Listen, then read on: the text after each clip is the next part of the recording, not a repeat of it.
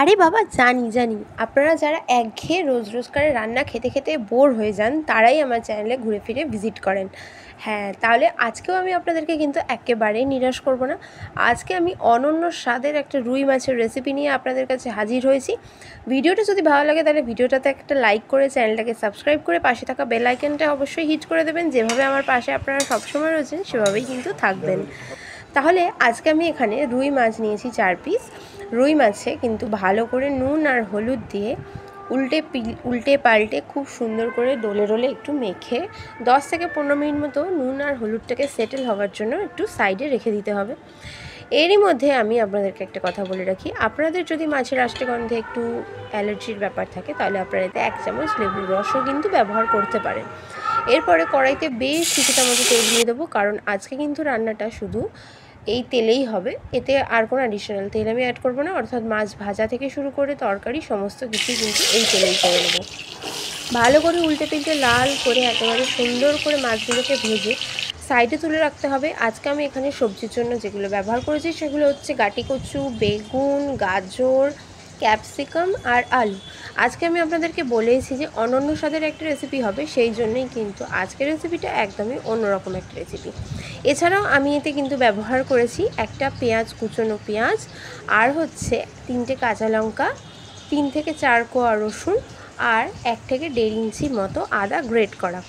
মাছগুলোকে তুলে রেখে ওই তেলেই 1 চামচ গোটা জিরে আর একটা গোটা তেজপাতা দিয়ে খানিক মতো নাড়াচাড়া করেই কিন্তু আদা, রসুন, পেঁয়াজ, কাঁচা লঙ্কা যেটা রেখেছিলাম তৈরি করে সেইটা কিন্তু একেবারেই দিয়ে ততক্ষণ পর্যন্ত এটাকে খুব সুন্দর করে আমরা নাড়াচাড়া করে ভাজবো যতক্ষণ না এতে একটা সুন্দর বাদামি রং ধরে।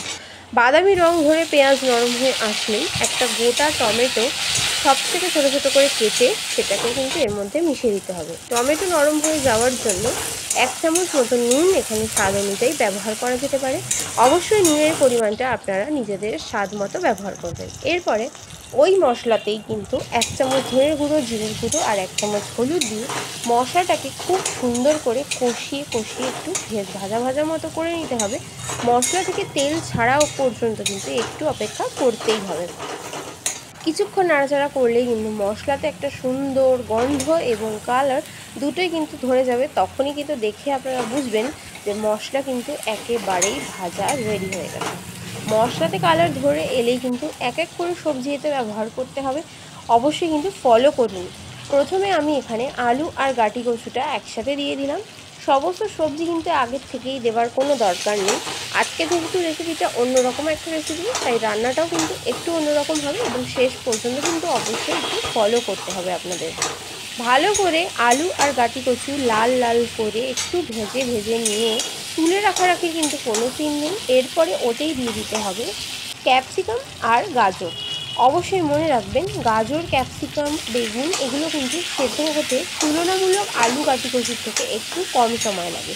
সেই জন্য এগুলোর স্বাদ যদি পেতে হয় তাহলে কিন্তু রান্নার একদম শেষের দিকে ব্যবহার করাটাই বেস্ট। সেম প্রসেস ফলো করে গাজর আর ক্যাপসিকামেও কিন্তু রং ধরা পর্যন্ত আপনাদেরকে অপেক্ষা করতেই হবে। আশা করছি ওপর থেকে দেখে আপনাদের এইটা কিন্তু খুব সুন্দর লোভনীয় মনে হচ্ছে। হ্যাঁ, আপনারা ঠিকই ধরেছেন, খেতেও কিন্তু এটা ততটাই সুস্বাদু হয়ে থাকে। এরপরে যথারীতি বেগুনগুলো আমি কিন্তু এতে ব্যবহার করে ফেলেছি। বেগুনগুলো দিয়ে ভালো করে নাড়াচাড়া করে স্বাদ অনুযায়ী আরও 1 চামচ নুন আমি এতে ব্যবহার করলাম। আমি কিন্তু এতে টোটাল 3 থেকে 4 চামচ লবণ ব্যবহার করেছি। অবশ্যই আমি কিন্তু মাছ ভাজার সময় কিন্তু নুন দিয়েছিলাম সেই কারণে। এরপরে এতে পরিমাণ মতো জল আমি দিয়ে দিলাম। জলের পরিমাণটা অবশ্যই নিজেদের প্রয়োজন মতো ব্যবহার করবেন। আমি যেহেতু আজকে রান্নাটা ঝোল করছি সেই জন্য কিন্তু একটু বেশি জল ব্যবহার করেছি। 10 থেকে 15 মিনিট মতো ঢাকা দিয়ে রাখলেই কিন্তু মাছের ঝোল একেবারে রেডি হয়ে যাবে। মাছগুলো দিয়ে সব শেষে নামিয়ে ওপর থেকে চাইলে একটু গরম মশলা গুঁড়ো ব্যবহার করতেও পারেন, আবার ব্যাপারটাকে স্কিপ করেও যেতে পারেন।